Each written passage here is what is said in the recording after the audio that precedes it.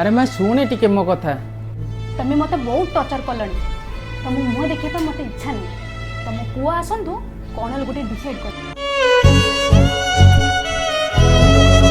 अरे कौन है?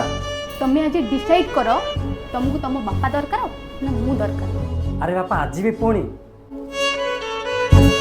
मत कौन डिसाइड नवा पड़े। ए बुढ़ा को आज छाड़ी देले ना मो मन पूरा शांति हो जिवो। अरे बापा गाड़ीटा ये टे रखीदेलु बुझिलु बापा। आज की ठीक 40 वर्ष तले मो बापा को भी मु एठी ही छाड़ी के जाइथिली।